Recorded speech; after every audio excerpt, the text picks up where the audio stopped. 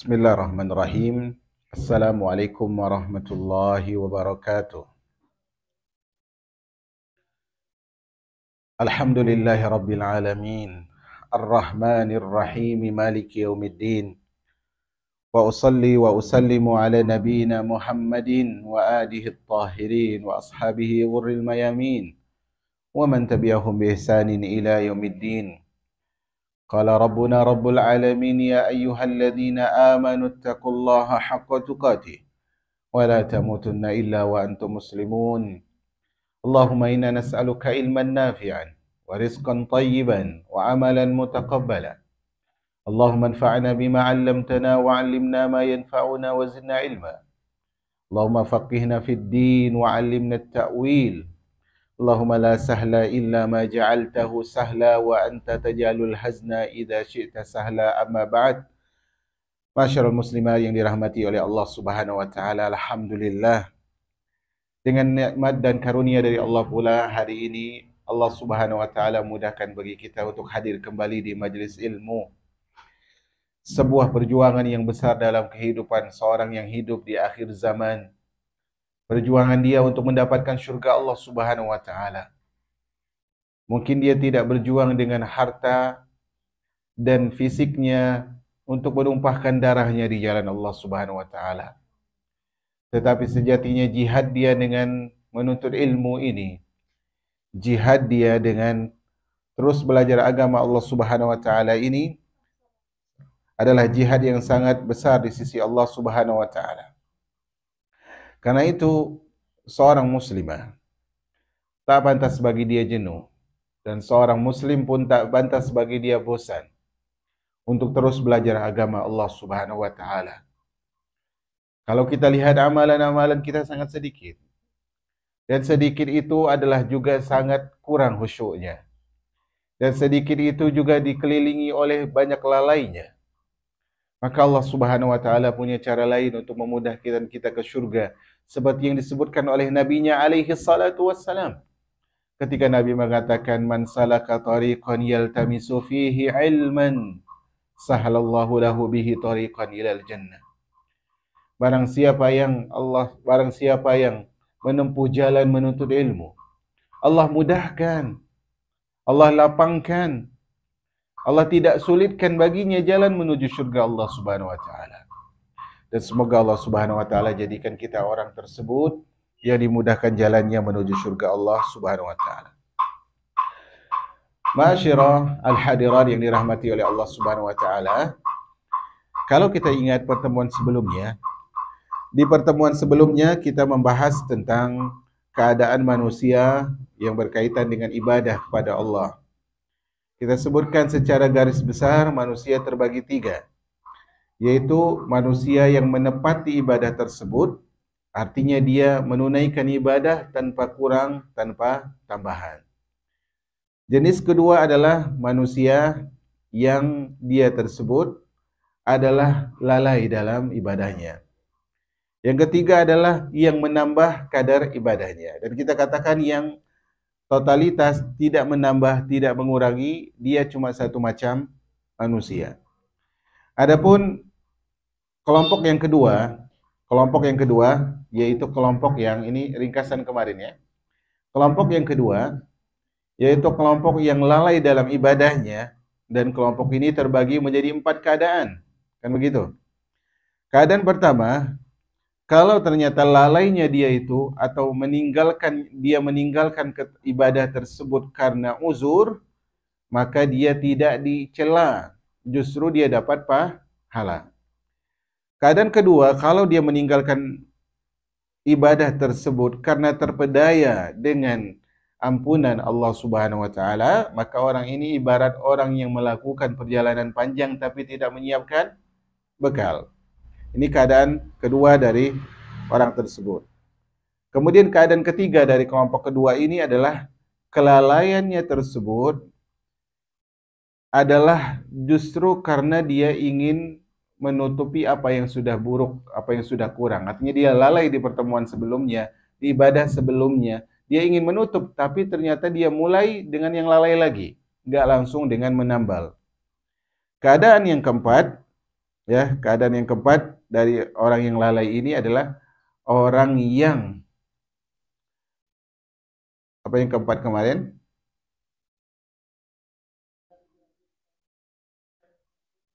Orang yang apa? Nah, orang yang dia lalai, kelalaiannya disebabkan karena dia berpikir berat sekali untuk menyempurnakan yang sudah kurang ini. Nah, yang jenis ini sendiri terbagi menjadi tiga keadaan. Kan begitu ya?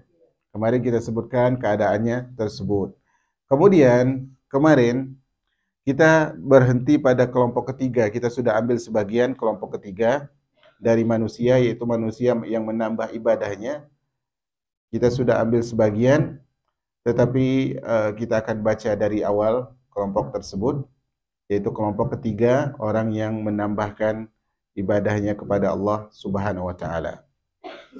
Yaitu di halaman 141 di paragraf sebelum terakhir. Kelompok ketiga, kata beliau, halaman 141, kita mundur sedikit agar enak bacanya. Kelompok ketiga ini adalah kelompok yang menambahkan ibadah melebihi yang dibebankan oleh Allah Subhanahu wa taala. Allah perintahkan ini, dia lakukan ini, tapi dia ibadah yang lain di atas hal itu. Allah perintahkan yang wajib, dia lakukan yang sunnah. Dia tambahkan dari melebihi ibadah yang dibebankan kepadanya.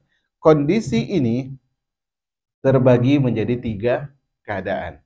Artinya tambahan dia ini, tadi dia udah lakukan yang wajib, tapi dia tambah lagi, tambahan ini kalau dilihat ternyata terbagi menjadi tiga keadaan. Pertama, penambahan itu terjadi karena riya. Ini udah kita singgung sebenarnya, kita ulangi lagi memang supaya nyambung. Penambahan itu karena riya, yaitu apa? Pamer kepada orang yang melihatnya. Pamer kepada orang yang melihatnya, atau dia mengada-ngada untuk makhluk agar hati yang membenci menjadi suka. Agar hati yang benci sama dia jadi suka. Dia menipu akal yang lemah, bersolek, ingat nih, bersolek bukan hakikat. Dia bersolek agar terlihat soleh, padahal dia bukan bagian dari orang yang soleh. Mengelabuhi sebagian orang pilihan, padahal dia adalah lawan dari mereka. Kelompok ini buruk sekali jemaah yang dirahmati oleh Allah Subhanahu wa taala. Pertama, dia ini sebenarnya bukanlah orang yang memiliki amal ibadah tambahan secara hakikat. Okelah dia menambah yang ibadah solat wajib dia tambah dengan sunnah. Puasa wajib dia tambah dengan puasa sunnah. Amalan-amalan sunnah yang lain dia tambahkan. Tapi pada hakikatnya menurut Allah, di sisi Allah dia tidak ada tambahan apapun. Ini pertama. Yang kedua, buruknya dia ini jemaah, dia adalah lupa tentang dirinya sendiri. Dia tidak tahu bahwasanya yang dia banggakan dari dirinya tersebut adalah make up-nya, adalah lipstiknya, adalah parfum yang dia gunakan. Sejatinya tanpa parfum itu dia busuk. Tanpa make up tersebut dia adalah orang yang lalai. Tanpa polesan lipstik tersebut dia adalah orang yang hancur. Dan buruk lagi yang dia cari perhatian ini siapa? Manusia. Yang mana manusia tersebut, kalau kita ingin tahu betapa keadaan manusia itu buruk, adalah bahwa manusia itu akan mudah melupakan kita kalau kita sudah tertimbun tanah.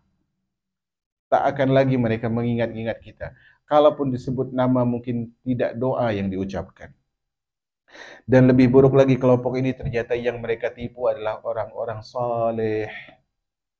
Orang-orang yang selalu berbaik sangka sama dia, dia tipu. Orang-orang yang soleh, dia tampakkan dirinya kepada orang soleh ini bahwa dia juga soleh, padahal dia bukan orang soleh. Maka ini kata Nabi SAW kemarin kita sebutkan hadisnya apa? Orang yang kenyang dengan sesuatu yang bukan miliknya, dia seperti orang yang memakai dua baju kebohongan.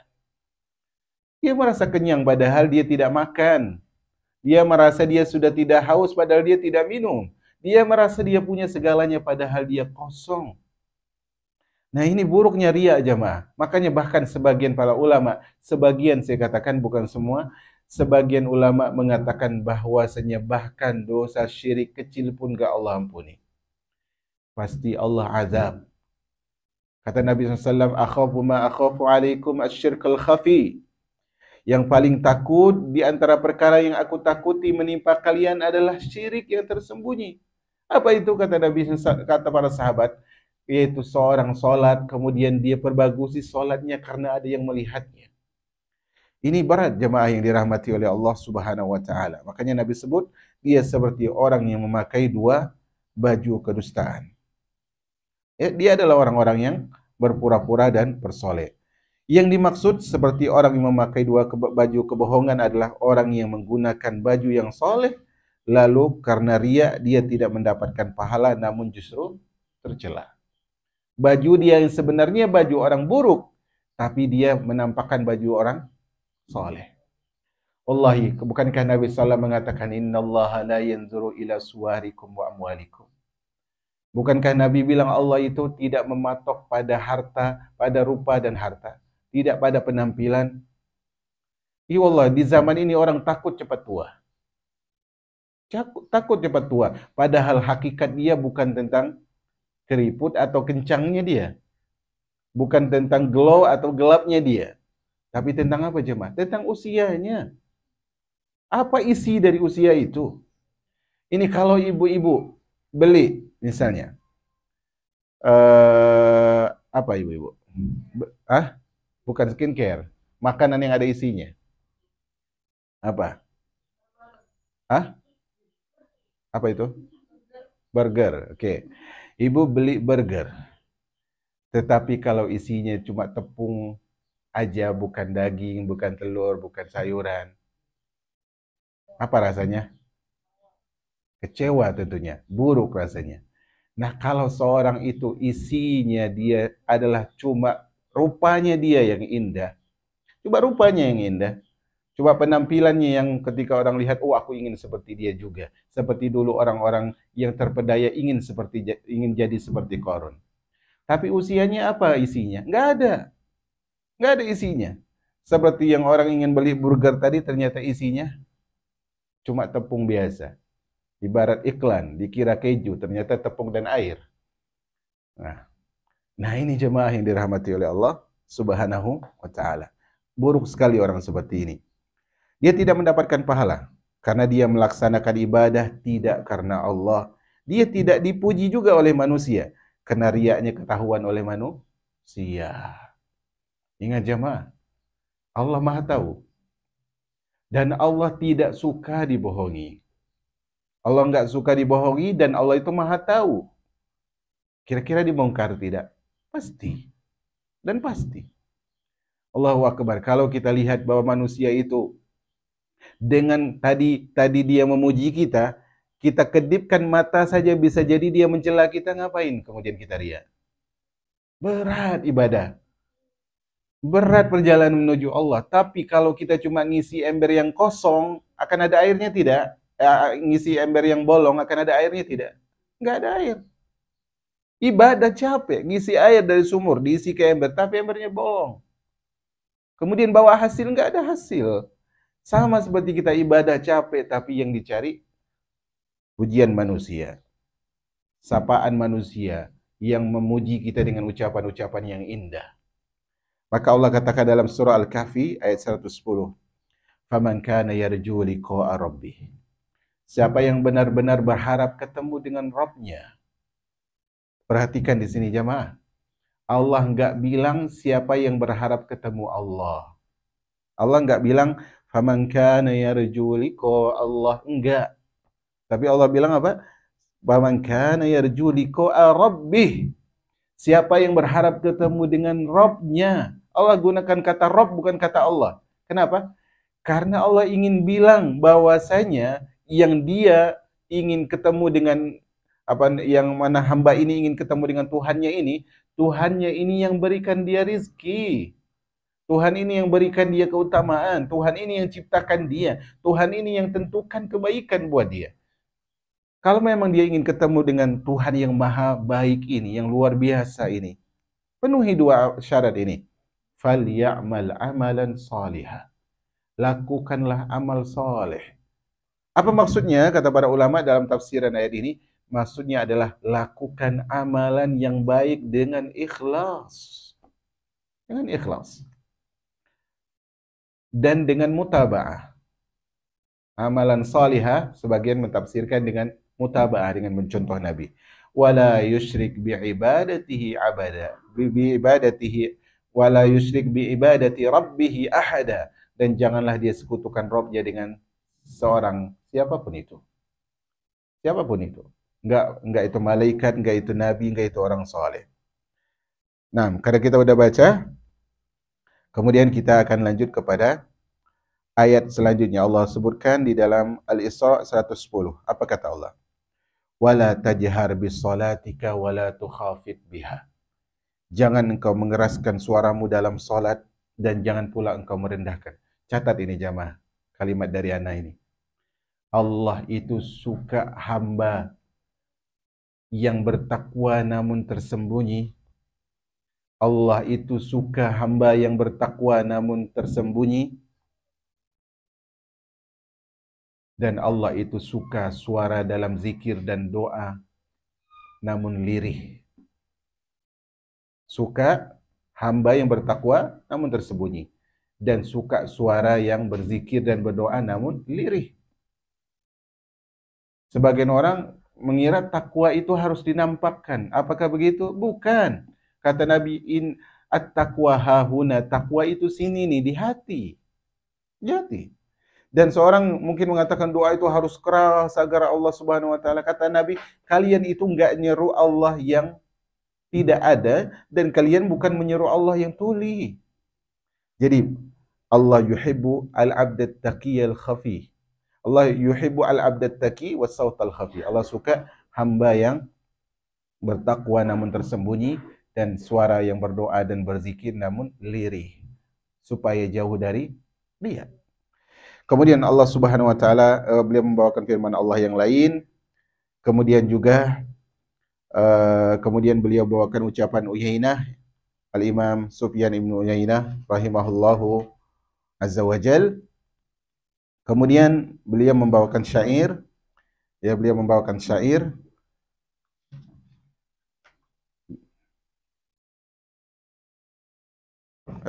Afwan. Kita ambil dulu bagian halaman 143, itu ada ucapan yang bagus dari beliau di paragraf paling terakhir. Kata beliau, terkadang riya mengajak pelakunya untuk meremehkan orang lain. Inilah riya jemaah. Para ulama menyebutkan al-ma'siyatu tad'u ukhtaha. Maksiat itu manggil saudarinya. Kalau kita lakukan maksiat yang satu, maksiat yang ini manggil maksiat yang lain. Yuk gabung. Gabung yuk. Kita kongko.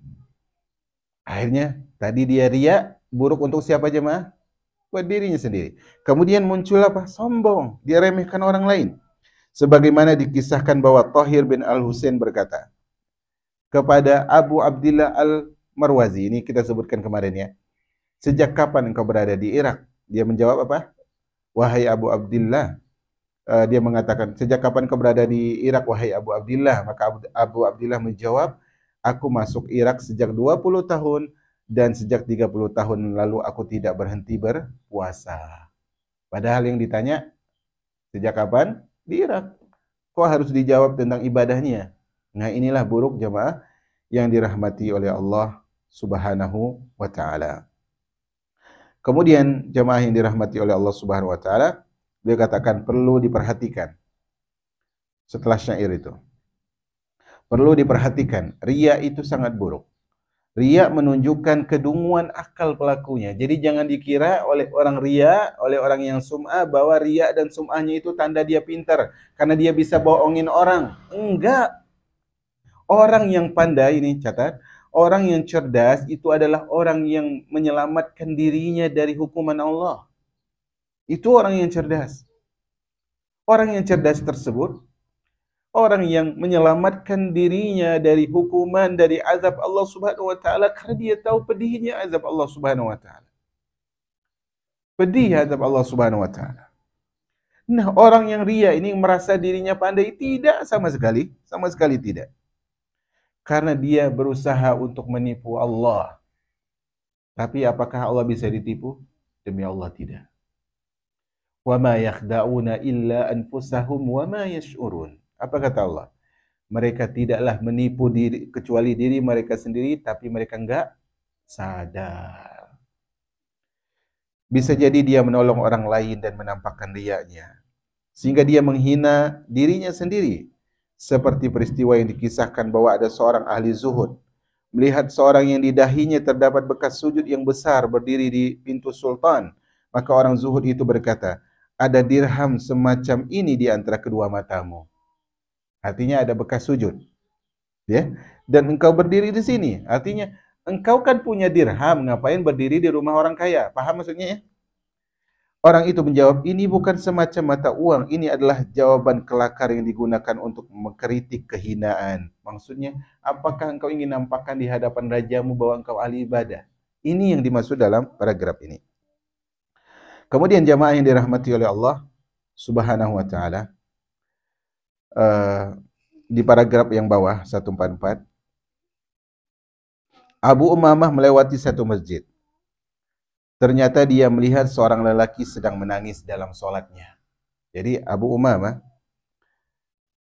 masuk masjid, dan ternyata di masjid itu ada orang sholat, dan ternyata orang sholat ini dalam keadaan menangis.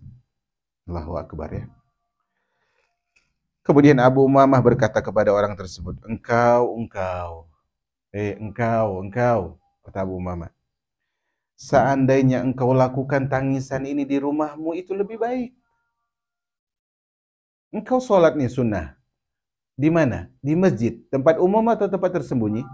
Tempat umum. Kau tampakkan tangisanmu. Kalau ini di rumah lebih baik. Maksudnya adalah bukan berarti mencela orang yang sholat kemudian dia menangis. Tapi ini rawan. Ini rawan sekali jamaah yang dirahmati oleh Allah Subhanahu wa taala. Jadi kata beliau, Abu Umamah berpendapat bahwa hal tersebut tidak baik dan menduga bahwa itu adalah riya. Semoga saja orang itu tidak riya, kita berharap, kata penulis. Lalu bagaimana dengan orang yang mayoritas sifatnya adalah riya dan perilakunya paling terkenal adalah riya juga? Orang itu berdosa ketika dia beramal dan lebih menunjukkan apa yang dibawa kepada embusan angin. Oleh karena itu Abdullah bin Mubarak mengatakan kezuhudan yang paling utama adalah menyembunyikan zuhud itu sendiri. Allahu Akbar. Ucapan yang indah dari Al-Imam Ibnu Mubarak rahimahullah yang kita sebutkan dia adalah seorang tabi'in. Seorang tabi'in. Kata beliau, kezuhudan yang paling bagus, kezuhudan yang paling zuhud, kezuhudan yang paling afdal adalah menyembunyikan kezuhudan itu. Jangan nampakkan kalau saya ini zuhud. Bukan itu. Ada orang yang puasa, nanti Ramadan ya, puasa lemes sekali, ingin bilang bahwa dia puasa. Padahal itu bulan apa? Ramadan. Bulan Ramadan. Enggak perlu dibilang. Enggak perlu dibilang. Dia bilang, ngantuk kali ya nah, tadi malam enggak tidur. Dia bilang di bulan apa itu jemaah? Bulan Ramadan. Supaya orang pikir, oh kayaknya ini sholat malam. Enggak jemaah. Enggak. Maka ini buruk sekali jemaah yang dirahmati oleh Allah Subhanahu wa taala. Kata beliau, bisa jadi. Paragraf kedua, halaman 145. Bisa jadi seorang mempunyai keutamaan menganggap dirinya baik. Kadang ada orang itu memang dia punya kelebihan jemaah. Tapi kemudian muncul pada dirinya bisikan bahwa dia adalah orang baik. Kenapa? Karena cenderung terhadap riya. Jadi orang baik itu tidak pernah melihat dirinya baik. Tidak mungkin jemaah seorang pelari yang cepat di belakang pelari yang lambat, dia mengatakan saya paling cepat sekarang padahal belum di garis finish. Ini bukan pelari yang unggul. Sama, orang yang punya keutamaan, kemudian dia melihat dirinya baik, kemudian dia melihat orang lain agar orang lain melihat dia bahwa dia tersebut adalah orang baik. Ini riya. Lalu keutamaan dirinya mendorongnya untuk membinasakan riya dan dianjurkan ya dan yang dianjurkan oleh hawa nafsu. Tapi di sana ada jiwa yang baik. Apa itu? Ada jiwa itu kan ada tiga, coba. Jiwa itu ada tiga. Ada yang tahu? Coba. Nah, ayo. Jiwa ada tiga. Apa saja itu?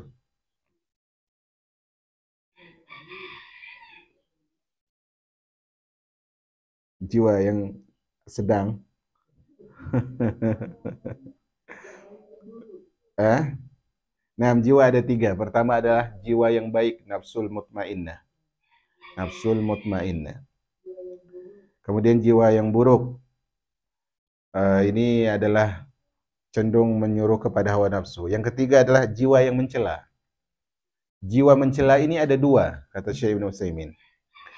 Jiwa yang mencela ini kadang dia mencela pemiliknya karena melakukan dosa, dicela. Berarti jiwa ini celaan baik atau celaan buruk? Saya ulangi. Dia mencela pemiliknya yang melakukan dosa. Berarti ini baik atau buruk? Baik. Yang kedua adalah jiwa yang mencela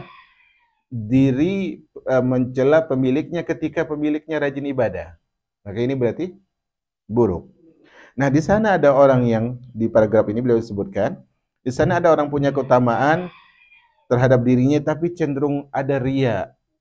Namun karena dia punya jiwa lawamah yang baik, jiwa yang mencela tapi supaya menuju kebaikan, maka dia lawan ria ini jamaah. Dia lawan. Hal itu menjadikan dirinya lebih mendalam ke keutamaan. Artinya tadi kan dia punya kelebihan. Muncul ria. Jadi hina tidak? Hina. Tapi dia lawan ria ini, jadi kalah ria ini. Kira-kira dia utama atau tidak? Utama, bahkan lebih utama karena ada jihad yang lain pada diri. Jadi lawan jemaah. Lawan, jangan menyerah. Sebagaimana peristiwa yang dikisahkan oleh Umar bin Al-Khattab suatu hari, kata dia. Saat dia berada di atas mimbar, dia merasa buang angin. Maka dia berkata, wahai manusia, sesungguhnya aku ragu antara aku takut kepada kalian karena Allah. Perhatikan bahasanya. Bahasanya sangat tipis. Umar buang angin. Kemudian Umar bilang, aku ragu antara aku takut kepada kalian karena Allah atau aku takut kepada Allah karena kalian. Antara aku takut kepada Allah karena kalian. Saya ulangi. Antara aku takut kepada kalian karena Allah atau aku takut kepada Allah karena kalian. Apa? Lalu aku takut kepada Allah karena kalian. Artinya gini jemaah. Aku takut kepada kalian karena Allah itu berarti ria. Paham di sini ya? Jadi ternyata Umar memilih apa? Aku takut kepada Allah karena kalian. Karena takut kepada kalian karena Allah berarti meremehkan Allah. Itu lebih aku cintai, kata beliau. Masya Allah. Walaupun kalian bilang pemimpin kok kentut depan rakyatnya. Kan gitu ya. Cantik-cantik kok. Nah, ada kadang bapak-bapak yang bilang gitu. Nah, biasa. Kenapa coba? Karena bilang aja sama suami kalau ternyata qadarullah lepas ya. Qadarullah lepas, bukan sengaja dilepasin. Kalau qadarullah lepas, memang hidup ini adalah untuk bagaimana kita bisa menutupi keindahan dengan indah. Itu. Kalau sudah indah, untuk apa? Kebersamaan. Tapi bagaimana menjadikan yang kurang tadi ditutup menjadi indah. Nah, kemudian jemaah, sesungguhnya aku benar-benar telah buang angin, kata Umar. Ini aku akan turun dari mimbar untuk mengulangi wudhu. Allahu Akbar. Lalu hal itu adalah cara untuk menghalangi dan mencegah nafsunya untuk melakukan hal serupa. Umar bisa aja nggak ngulangin wudhu demi gengsinya, kan begitu? Tapi apa yang dia lawan? Riaknya. Yang dia lawan riaknya. Jadilah Umar ini memiliki firasat yang paling besar. Kata Nabi, kalau seandainya ada Nabi setelahku, maka orangnya adalah siapa? Umar. Tapi sayangnya nggak ada lagi Nabi dan Rasul. Makanya luar biasa sekali jemaah yang dirahmati oleh Allah Subhanahu wa taala. Kemudian Umar bin Abdul Aziz berkata kepada Muhammad bin Ka'ab Al-Qurazi. Kata Umar bin Abdul Aziz, ini saat beliau jadi khalifah ya. Khalifah Bani Umayyah. Kata beliau, berilah aku nasihat wahai Muhammad bin Ka'ab Al-Qurazi. Maka Muhammad menjawab. Muhammad Al-Qurazi menjawab, aku tidak rela diriku menasihatimu, karena aku duduk di antara orang kaya dan orang fakir. Lalu aku cenderung kepada orang fakir, lebih lapang terhadap orang kaya. Karena ketaatan kepada Allah adalah karena Allah, bukan karena selainnya. Maksudnya apa? Aku khawatir menasihati dirimu ini karena cari muka, maksudnya gitu. Takut karena cari muka. Maka mungkin beliau mengatur niat sesaat setelah itu. Kemudian dikisahkan bahwa sekelompok orang ingin melakukan perjalanan. Lalu mereka menyimpang, artinya tersesat dari jalan sehingga mereka ketemu seorang pendeta. Ini bagus sekali jemaah. Kita terlepas dari orang ini pendeta, ini adalah lihat dari nasihatnya. Ada sekelompok orang melakukan perjalanan jauh, tapi mereka tersesat, keluar jalurnya. Maka bertemu dengan seorang pendeta, mereka bertanya, mereka tersesat di mana nih? Sekali lagi saya tanya, di jalan menuju tujuan mereka di mana? Di dunia, kan begitu ya? Baik. Mereka berkata, kami tersesat. Kemana jalannya? Apa kata pendeta? Ke sana. Sambil menunjuk kemana? Ke langit. Kalau kalian tersesat, minta tunjuk sama Allah. Ini kira-kira dalam gak nih? Dalam. Mereka tersesat dalam urusan dunia. Tapi orang ini menunjukkan kepada Allah, bukan pada saya. Ini luar biasa jemaah. Agar kita tidak melupakan Allah dalam semua hal. Kita tidak melupakan Allah dalam semua hal. Nah, ini adalah kelompok yang mereka menambahkan ibadah, tapi mereka terbagi menjadi berapa kelompok tadi? Hah? Ayo. Jadi berapa kelompok?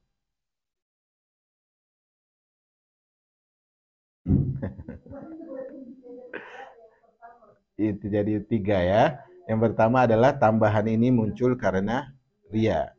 Sekarang yang kedua. Kelompok ketiga tapi pecahan kedua. Yaitu dia melakukan penambahan karena ngikut orang lain. Yang pertama tadi karena ria. Kalau yang ini adalah karena ngikut orang lain.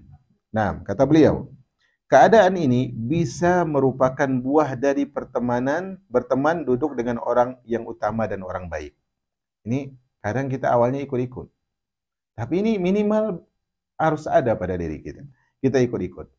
Serta sering berbincang dengan orang-orang bertakwa dan teladan.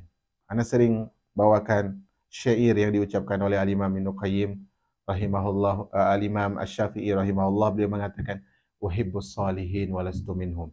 Pertama kita sepakat bahwa Imam Syafi'i orang soleh tanpa kita mendahului takdir Allah Subhanahu wa taala. Wallahu a'lam bishawab, tapi zahirnya kita melihat beliau adalah orang soleh. Apa kata Imam Syafi'i? Uhibbus salihin walastu minhum. Aku mencintai orang soleh, padahal aku bukan soleh. Allahu Akbar. Tujuannya apa? La'alli an anala bihim syafa'ah. Minimal aku dapat syafaat dari mereka. Dalam hadis yang lain dalam hadisnya Nabi SAW sebutkan bahwa orang soleh ini seperti penjual parfum, minyak wangi. Di sini dapat faedah jemaah. Kalau kita nggak beli, kalau kita nggak dikasih, kita beli. Kalau nggak beli, kita dapat aromanya. Karena berteman dengan dia. Nah, disinilah tadi mungkin dia biasa aja, puasanya cuma biasa yang wajib, sholatnya cuma wajib, majelis taklim pun cuma mungkin daurah besar saja. Kemudian ikut kawan jadi ngaji. Dan ini salah satu metode dakwah sebenarnya. Yuk makan siang yuk, ayo. Tapi Ana mampir dulu ya, mana kajian? Oh ya bolehlah. Itu strategi dakwah juga. Nah, oleh karena itu kata beliau, Nabi SAW bersabda, oleh karena itu kata beliau, Nabi SAW bersabda, dan ini hadisnya sahih tentunya. Kata Nabi SAW, minimal hasan derajatnya, sesungguhnya almar'u ala dini khalili, sesungguhnya seorang itu sesuai dengan agama teman dekatnya. Falyanzur ahadukum man yukhalil. Perhatikan oleh kalian siapa teman dekatnya. Enggak masalah kita kenal banyak orang, tapi bestinya harus pilih-pilih. Bestinya harus pilih-pilih. Karena kalau enggak, buruk jemaah. Di hari kiamat, Allah sebutkan dulu tentang salah satu orang Quraisy, orang kafir Quraisy. Dia adalah sahabat Nabi kita SAW di Mekah. Dia tidak membenci Nabi dan tidak membenci dakwah Nabi.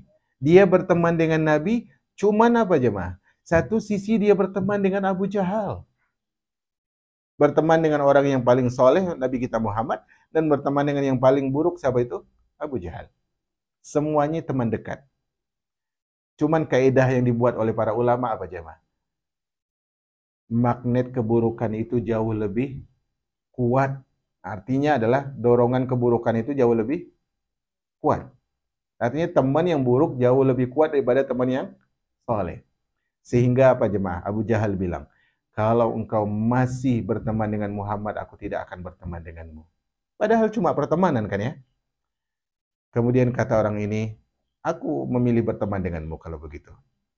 Ana lupa nama yang dikisahkan dalam ayat ini.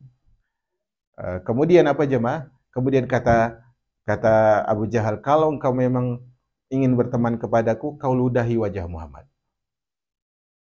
Akhirnya dia ludahin jemaah. Demi siapa nih? Demi Abu Jahal.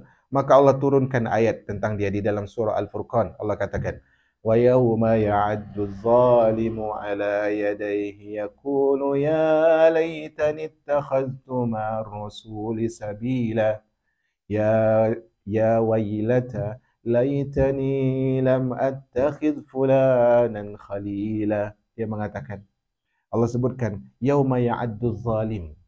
Hari kiamat, di hari itu ketika orang zalim ngapain? Ya'addu zalim ala yadih. Dia gigit kedua tangannya, bukan jari ya yang digigit. Apa? Tangan. Saking menyesalnya dia. Ya, dia katakan, seandainya aku lebih memilih berteman dengan Rasul, seandainya aku enggak memilih berteman dengan si fulan, apakah ada faedah di sana? Enggak lagi. Karena semuanya udah hisab. Betapa banyak dan sebenarnya tidak ada sebab yang paling menghalangi orang istiqomah kecuali teman. Teman. Makanya orang yang membunuh 100 jiwa disuruh kemana dia? Pindah kampung. Dalam hadis itu kan? Disuruh pindah kampung. Dan ini konsep jamaah. Kalau ada orang yang mau totalitas dalam istiqomah, tetapi dia masih teman-teman yang buruk dan teman-teman yang membawa dia kepada jalan yang salah, yakin dia tidak akan istiqomah. Dan Allah bisa cabut hidayah dari dia. Karena dia bermain-main dengan istiqomahnya dia. Maka, kata Nabi, hendaknya kalian memperhatikan teman duduk kalian. Kemudian Syekh rahimahullah bilang, maka jika seorang sering duduk dan berlama-lama dengan orang soleh, maka dia ingin meneladani perbuatan mereka, mengikuti amal mereka, tidak rela dirinya lalai jauh dari mereka, dan tidak rela kebaikan dirinya lebih rendah dari mereka. Karena kalau kita niru orang soleh itu punya motivasi. Motivasi. Ada salah satu santri pondok pesantren Al-Irsyad Salatiga. Pondok kami belajar di sana. Dia masuk pesantren Al-Irsyad, sebelumnya dia di SMP juga pesantren di Batam. Anda sebutkan pula, ketahuan siapa orangnya. Nah, akhirnya dia dari Batam masuk Al-Irsyad itu cuma bawa 3 juz, maksimal 5 juz, kurang lebih segitu. Dan di jenjang yang sama masuk santri dari lulusan SMP yang hafalannya udah belasan juz. Hafalannya belasan juz ya, Mak. Masuk lain lagi santri dari SMP juga yang hafalannya 8 8 juz, tapi kemudian juga menyusul. Dia berteman dengan dua orang ini jamaah. Dia berusaha untuk berteman dekat walaupun ada rasa malu pada diri dia. Akhirnya jemaah dia mengatakan pada dirinya apa? Dia mengatakan pada dirinya apa jemaah? Mereka dari sekolah umum lebih tinggi hafalan. Sementara saya dari pesantren sedikit. Akhirnya jemaah dia tidur lebih awal. Loh, kok tidur lebih awal? Supaya dia bangun lebih awal. Jadi orang belajar di masjid habis Isya, dia tidur habis Isya. Nanti dia bangun jam berapa jemaah? Dia bangun jam 10. Kemudian dia pergi ke masjid jemaah. Dia hafalkan dari jam 11, 12, berarti dari jam 11 berapa? 12, jam 1, jam 2, dia bisa hafal dalam waktu tersebut 5 juz. 5 juz. Kenapa jemaah? Motivasi. Dan ini sebab banyak santri pesantren di sekolah yang favorit, tapi dia tidak menjadi insan favorit. Kenapa? tidak punya teman yang dijadikan untuk balap. Kan gitu. Nggak jadi teman. Ibarat seorang apa namanya? Balapan tadi. Kalau dia lihat oh orang itu masih jauh, nyantai aja lah jalannya. Kesusul dia dan dia akan tertinggal. Maka di sini kata beliau, jika seorang sering duduk dan berlama-lama dengan orang soleh, maka dia ingin meneladani perbuatan mereka dan mengikuti amal mereka. Tidak rela dirinya lalai dan jauh dari mereka. Dan tidak rela kebaikannya lebih rendah dari mereka. Kata beliau, maka persaingannya mendorongnya untuk menyamai mereka bisa jadi semangat mengajaknya untuk melebihi mereka dan berlomba-lomba lebih banyak dari mereka. Ini kesimpulannya. Kemudian kata beliau di sini orang Arab berkata, pepatah Arab itu bagus-bagus, ucapan mereka sangat indah. Kata orang Arab ini, seandainya tiada keserasian, maka manusia telah binasa. Artinya kalau nggak ada keserasian, manusia itu hancur. Maksudnya apa? Seandainya manusia tidak saling melihat di antara mereka, lalu mereka mengikuti kebaikan, maka mereka binasa. Artinya, kalau kita bukan makhluk sosial, kemudian kita lihat orang baik dan ditiru, habis hidup kita. Kan begitu? Misalnya sederhana nih, ada anak kecil, atau ada anak bayi lahir, dia kan belum tahu apa-apa nih. Kemudian jadi anak bayi, jadi balita, kemudian jadi orang yang bisa melihat. Kalau dia tidak melihat orang makan, kemudian dia tidak ikut makan, habis nggak dia? Habis. Bahasanya langsungnya, habis. Game over. Karena dia meniru kebaikan kan, dia selamat. Sama. Dalam urusan agama pun demikian. Kemudian kata beliau, oleh karena itu salah satu sastrawan berkata di antara kebaikan memilih adalah bersahabat dengan orang baik. Di antara keburukan memilih adalah mencintai orang yang jahat. Kemudian karena persahabatan memiliki pengaruh dalam memperoleh akhlak sehingga akhlak seorang menjadi baik sebab bersahabat dengan orang baik dan dia menjadi jahat sebab bersahabat dengan orang yang jahat. Masya Allah, ini luar biasa jamaah yang dirahmati oleh Allah. Jangan pernah remehkan hal ini ya, sekali lagi. Dan jangan pernah kita merasa diri kita tidak pantas berteman dengan orang baik. Jangan pernah. Jangan pernah diri kita merasa tidak pantas berteman dengan orang baik karena itu was-was dari syaitan. Seburuk apapun kita, sekotor apapun tanah, kalau terus disirami oleh hujan, bersih. Walaupun dia bernajis saat itu, akan bersih. Ini luar biasa jemaah. Jiwa manusia punya jiwa baik ya, kita bilang tadi, nafsul mutmainnah. Kan begitu? Dan nafsu yang mencela jiwa yang buruk. Untuk lebih menjadi baik. Nah, kalau ternyata kita malu berteman dengan orang saleh, hancur kita jemaah. Hancur sekali. Di sini beliau bawakan syair. Kata penyair mengatakan, ra'aitu salahal mar'i yuslihu ahlahu wa yu'dihim da'ul fasadi idza fasad. Kata beliau, aku melihat kesolehan seorang menjadikan keluarganya soleh. Artinya, kalau ada keluarga buruk, kemudian ada orang soleh di keluarga tersebut, itu sangat berpengaruh pada keluarga ini. Jika dia rusak, maka dia menularkan penyakit kerusakannya.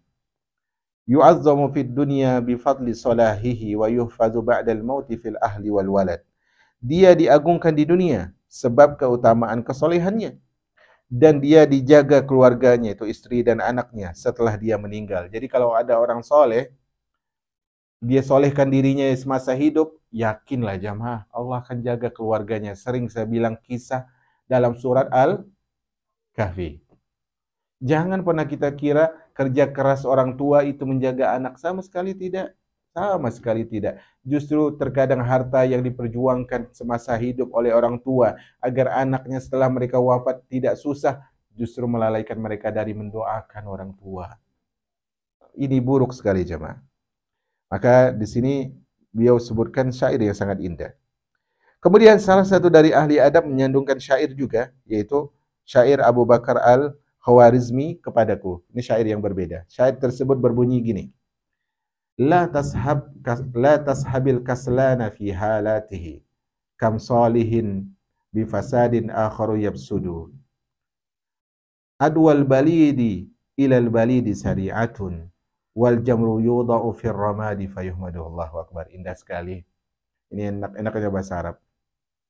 Kata beliau, janganlah bersahabat dengan orang malas dalam kondisi malasnya. Artinya, kalau ada teman lagi malas, walaupun dia dulu rajin, tapi kalau dia sedang masa sindromnya malas banget, jangan berteman dengan dia saat itu. Kenapa? Betapa banyak orang soleh menjadi rusak karena kerusakan orang lain. Jangan berteman dengan orang malas. Kemudian apa kata beliau?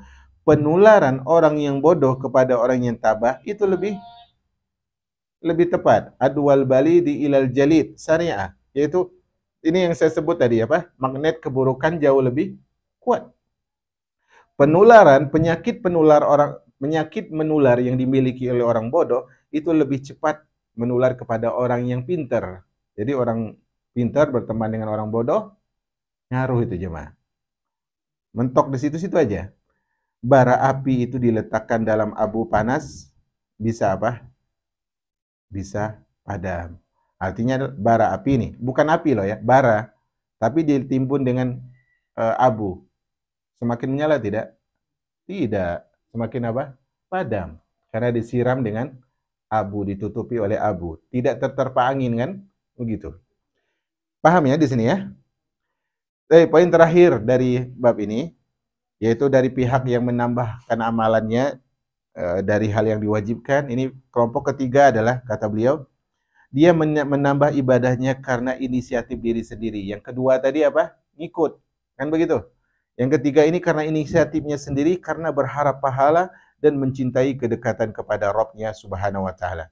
Ini adalah hasil jiwa yang suci dan permulaan keinginan yang tulus yang menunjukkan kemurnian agama dan kesahihan keyakinan.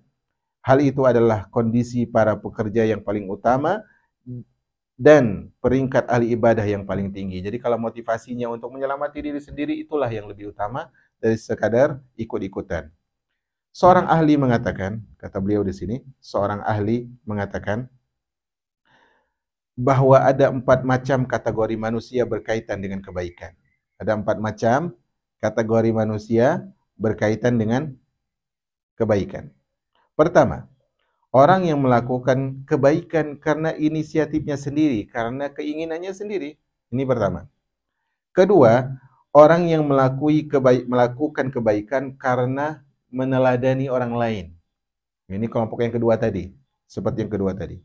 Ketiga, orang yang meninggalkan kebaikan karena menilai baik. Dia tinggalkan kebaikan, kayaknya kebaikan ini harus saya tinggalkan. Kayaknya ini deh lebih baik bagi saya. Padahal bisa jadi tidak demikian. Orang yang meninggalkan kebaikan karena menilai perbuatannya itu baik. Keempat, orang yang meninggalkan kebaikan karena tidak dapat kebaikan sama sekali memang. Nah, jamaah yang dirahmati oleh Allah, apa kata beliau? Orang yang melakukan kebaikan karena inisiatif sendiri, inilah orang mulia. Karena dia tahu dengan tugasnya, wa ma khalaqtul jinna wal insa illa liya'budun. Dia tahu.